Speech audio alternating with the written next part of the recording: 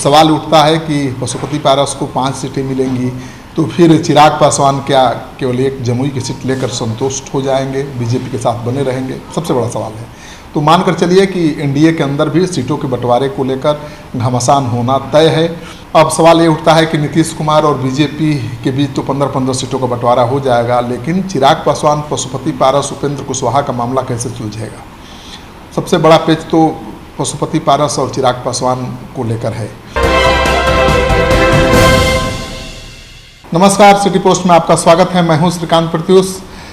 BJP लगातार कहती रही है कि उसके एनडीए के अंदर कोई भी खटपट नहीं है सीटों के बंटवारे को लेकर, सारी बात तय हो गई है और अब चुनाव की तैयारी में बीजेपी के नेता जुटे हुए दिखाई भी देते हैं। लेकिन सच्चाई ये है कि अभी भी चिराग पासवान और पशुपति पारस के बीच सीटों के बंटवारे को लेकर घमासान होने की संभावना बनी हुई है। चिराग पासवान दावा कर रहे हैं कि बीजेपी को उन्होंने अपनी चिंता से अवगत करा दिया है। उनकी चिंता आपको पता है कि सबसे पहली चिंता यह है कि पिछले लोकसभा चुनाव में 6 सीटों पर उनकी पार्टी लड़ी थी, वो सभी 6 सीटें उनको चाहिए। दूसरी चिंता थी कि हाजीपुर की सीट किसी भी कीमत पर उनको चाहिए, जहाँ से पशुपति पारस सांसद हैं।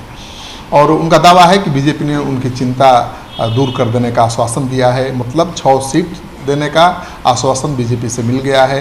हाजीपुर सीट से चुनाव लड़ने का आश्वासन मिल गया है।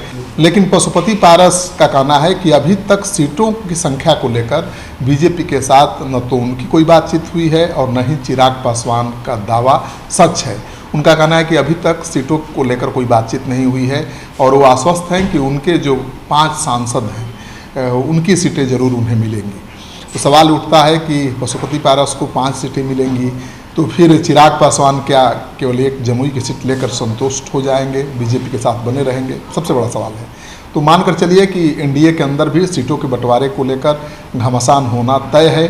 उपेंद्र कुशवाहा भी मानकर चल रहे हैं कि उनको कम से कम 3 सीटें मिलनी चाहिए, क्योंकि पहले भी जब भी वो एनडीए में थे उन्हें 3 सीटें मिलती थीं। तो मामला फंसता हुआ नज़र आ रहा है। मुझे नहीं लगता है कि बीजेपी चिराग पासवान को अलग से 6 सीट देगी, पशुपति पारस को 5 सीट दे देगी और उपेंद्र कुशवाहा को 3 सीट दे देगी, क्योंकि बीजेपी की कोशिश ये है कि कभी भी नीतीश कुमार उसके साथ आ सकते हैं और उनके लिए भी सीटें बीजेपी बचा कर रखना चाहती है। तो जो सूत्रों के हवाले से खबर आती रही है उसके अनुसार बीजेपी 15 से 20 सीटों के 10 सीटों पर ही सभी सहयोगी दलों को निपटा देना चाहती है।